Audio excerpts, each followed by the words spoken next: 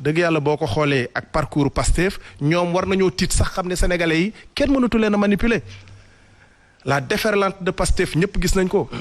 Pastef aujourd'hui est incontestablement la première formation du Sénégal loolu nag bu fekkonte ni seen manipulation yi jàll na kon jàpp naa ne duñu dépasser ni ñu meloon en 2017 par exemple plus fort reste la Ousmane Sonko nekkee woon député. Et les hommes religieux comme tu l'as si bien dit. Oui. Ils parlent de la classe politique d'une façon générale. Il faut pas que mon frère Pape Malick Ndour continuer ses manipulations ses manœuvres wax ne opposition bi la ñuy waxal mais en vérité classe ñoom dañu jàpp c'est-à-dire dañu nawloowul sax les chefs religieux parce que ñoom jàpp xam nga ce qui est dommage. Mais est-ce qu'on n'est pas en train d'assister à un jeu de ping-pong? J'ai l'impression que vous êtes en train de vous rejeter la balle. C'est une analyse que je suis en train de faire su fekkente ni moom jàpp na ni li may wax nii du noonu na ko dindi mais ce qui est sûr et certain mooy. ñoom dañoo nawloowul les chefs religieux parce que ñoom jàpp nañu ne. ku génnee ci école Jules Ferry bi am ay diplôme rek waruloo def nawle chef religieux yi nekk ci réew mi ba tax na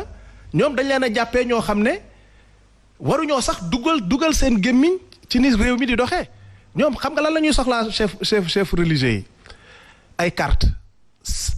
en vérité soxlawuñu chef religieux yi en tant que tel seen taalibe yi la ñu soxla. mais sur quelle base la ñu mën a waxee loolu. mais parce que simplement xool leen ni ñuy écarter chef religieux yi ñoom ils attendent ñoom dañuy écarter chef religieux yi est-ce que mës nga leen a dégg ñu dem consulter les chefs religieux sur des questions majeures du fonctionnement du pays ils ne le font pas.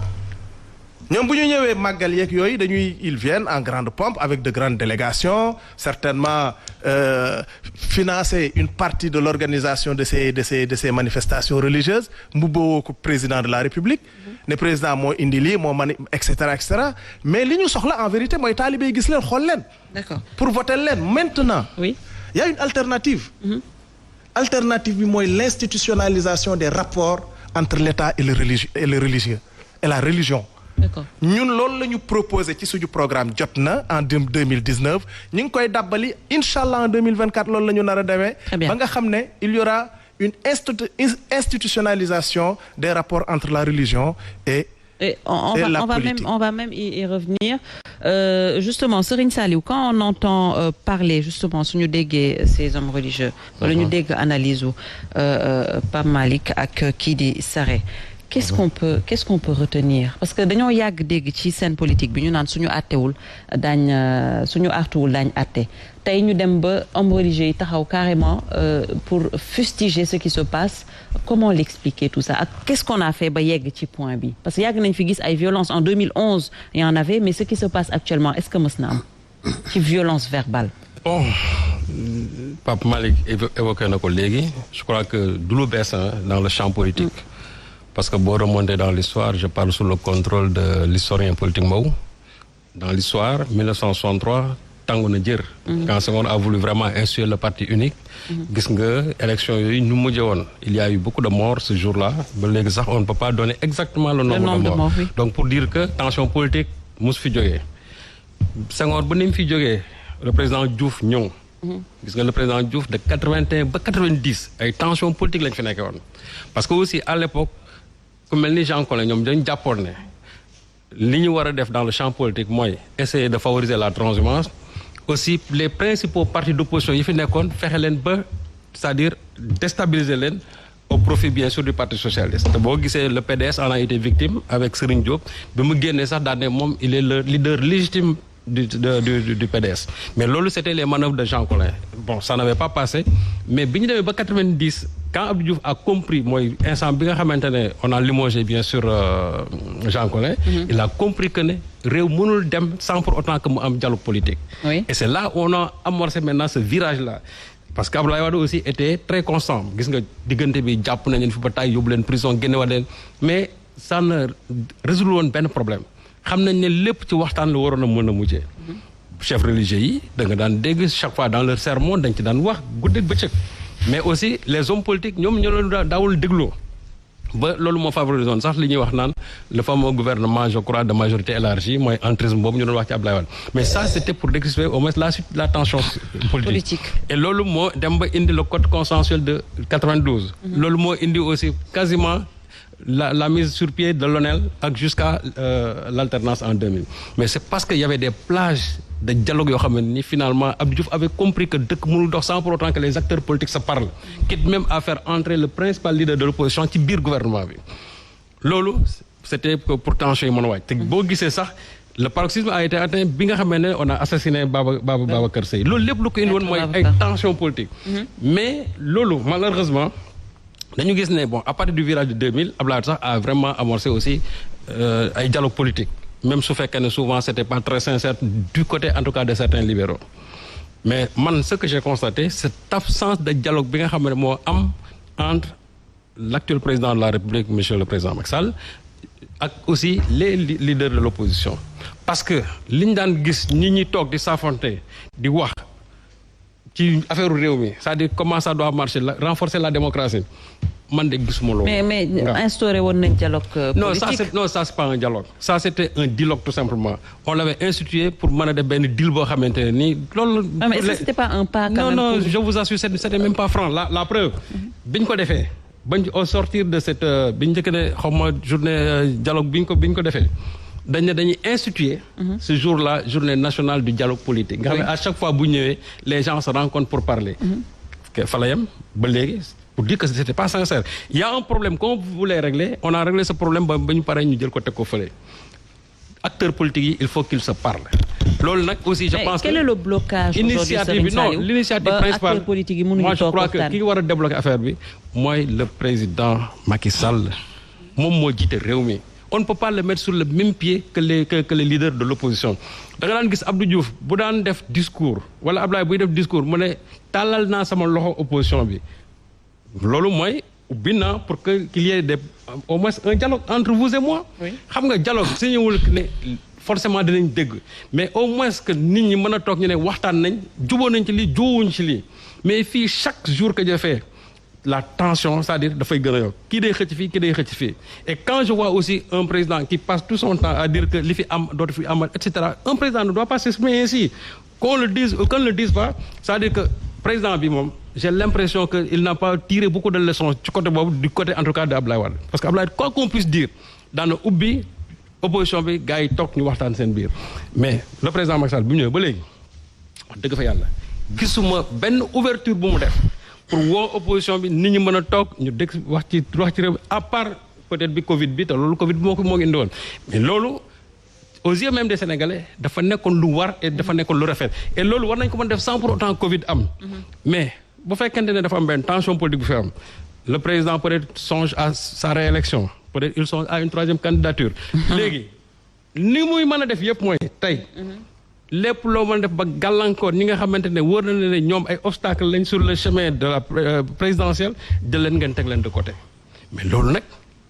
dafay indi ay tension parce que ñi nga xamante ne aussi ñoom ils se disent que seen destin politique moo nekk en jeu dinañ bif ils vont se rebiffer pour essayer aussi ñoom mën a xool nan la ñu mën a def ba jàmmaarloo ñi nga xamante ne ñoo leen bëgg a xañ ñoom li nga xam moom lañ bëgg ci politique bi moo tax ma ne tension yi actuellement nii toll na foo xamante ni boo deful ndànk ça risque d'exploser te loolu il est de la responsabilité ki ñu dénk réew mi je crois que bu tension amee yow yaa war a mën a xool nan ngay mën a def ba apaiser la situation parce que aussi on ne peut pas mettre sur le même pied un leader de l'opposition et aussi le président de la République c'est-à-dire man je ne parle même pas du chef de l'APR. Donc déjà c'est un dialogue franc yow da nga bëgg non je parle dire que c'est un dialogue franc aujourd'hui qui va apaiser cette tension. Dialogue franc parce que aussi xam nga les régulateurs sociaux là muy marabout yeeg waa société civile ils ont beau parler wax bay bëgg a dee mais wax bi c'est-à-dire ça ne résout pas le problème et aussi je crois qu'à un certain moment il faut aussi ñoom ñu wax président de la République la conduite à tenir parce que je crois que foofu mbir mi dafa xaw a sooxee président bi il faut à un certain moment que ñu wax ko ne ko lii nag nii nga war a doxalee mais buñ ko deful ñu bàyyi naan toog chaque fois on appelle au dialogue. Mais bu fekkee ne tu appelles au dialogue aussi je crois que il faut am na ñoo xam ne ni dialogue boobu ñoom ñoo ko war a formaliser ñoo ko war a matérialiser. D'accord. Et le premier à le faire ça doit être le président de la République. Alors rapidement juste Pape Malick nga rebondir ci loolu laata may ñëw ci chroniqueurs yi ak Abdou est-ce que vous pensez aujourd'hui que président de la République a tout essayé peut-être pour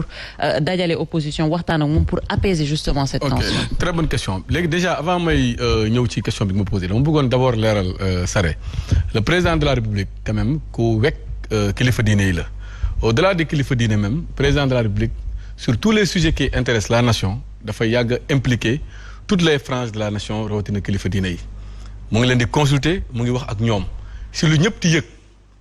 léeg-léeg président Macky Sall recevoir wala waxtaan ak kilifa diine ci lu ñëpp di yëg sans compter nag si li nga xam ne diggante kilifa la ak kilifa donc ñëw taxaw ne président Macky Sall moom campagne wala politique rek moom moo ko taxa waxtaan ak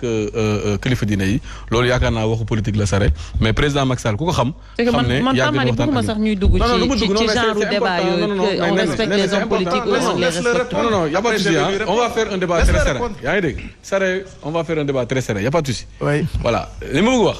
mooy moom dafay déglu kilifa diine yi dafay échanger ak ñoom dafay wax ak ñoom et gëm naa ne ci yu bëri. kilifa diine yi seen bopp seen i xalaat ak seen i xam-xam ak seen i proposition léeg-léeg mu influencer même les politiques publiques loolu c'est une réalité qui est là d'abord ci ñoom la leen concerné seen dëkk ñoom ci ñoom seen dëkk léeg-léeg dëkk bi Touba wala Tivaouane wala Medina Baye am nañ gis-gis yoo xam ne ci wàllu économie ay yoon yi ñu fa war a def ay dara dañ ciy joxe ay propositions et au-delà de seen dëkk yi ci réew mi ci boppam de manière générale léeg-léeg dañ ciy am ay xalaat et yaakaar naa bi ci mujj mooy mois de mars bi passé am na lu ci suñu kilifa bu baax bi sëñ Mountakha Bassirou Mbacké digle woon te yaakaar naa la ca concerné président de la République def na ko bu baax a baax a baax loolu nekk un premier élément maintenant beneen élément bi nga xam ne moom moo am te sànq Serigne Saliou wax ko te mu nekk analyse bu ñu mën a def mooy que président Macky Sall bëggul dialogue wotewul dialogue loolu je pense Serigne Saliou yow yaakaar naa da nga am loo fàtte ci Sénégal diggante 2012 ba léegi soo defee internet président Macky Sall dialogue politique da nga gis plusieurs fois depuis 2012 président Macky Sall di woote au dialogue di woote à la concertation yaa ngi dégg te gis nañ ne lu ci bëri su ko wootee dina am ay résultats ndax ña ne woon sax ci kuje gi dina wax ak ñoom ba finalement sax dañuy mujjee ñëw bokk ak moom liggéey bi mais dégg nañ fi ay hommes politiques yoo xam ne dañu taxaw clairement ñëpp di leen wuy wax ñu ne ñoom du ñu wuyu ji président Macky Sall que ñoom benn yoon mooy tax ñu wax ak président Macky Sall mooy jour bu ñu ne yoo yaay mooy jour bu ñu waree remplacer président Macky Sall loolu dégg nañ ko fi. mais pas mal est-ce que des fois avant nga yeggali ci sa logique ci sa est-ce que des fois yenn propos président de la République du indi benn genre xel bu ñaaw ci politiciens yi parce que quand on entend le président de la République ci dialogue bi ne léegi bàyyi naa njuuj njaaj mën na semer le doute ci ñeneen ñoo xamante ne daf leen woo pour ñu dialoguer. bon man personnellement man dégguma loolu bon maintenant man dama jàpp. non sama dégg rek man dégguma ko. waaye sérieusement. en tout cas sourd ou quoi sama dégg la non. t'es pas devenu sourd. d'ailleurs maa ngi lay déglu d'ailleurs. ah non kon damay wax. man jàpp naa ne président Macky Sall ak ni ma ko xamee même li nga wax ne moom moo ko wax su fekkee ne moom moo ko wax moi je pense que président ñëpp xam nañ ko ci parfois buggu détendre atmosphère ñi ko xam dëgg yow am nga ci loo ci xam ndax interview nga ko togg ak moom donc non mais le président est un homme sérieux mais un homme serein un homme calme un homme boo xam ne c'est un Sénégalais comme tout le monde léeg-léeg mu tooñ léeg-léeg mu cokkaas yaa ngi dégg loolu du dara adduna bi moom ñu bëgg dugg ci politique ci sérieux sévère wax loolu lu bees la ci politique mais politiciens yu mag yi vraiment léeg-léeg dañuy dugal ay tooñ comme man ni ma koy defee ni d'ailleurs léegi li ma la bëgg wax foofu nen ne mooy que man d'accord mu personnellement ak Serigne Sall lu mu wax président Macky Sall sooy wut homme de dialogue ci Sénégal fii soo ko ci génnee mënoo gis beneen politicien de mon point de vue yaa ngi dégg parce que gis nañ ko plusieurs fois il a appelé au dialogue mais de la même manière on a vu aussi des Sénégalais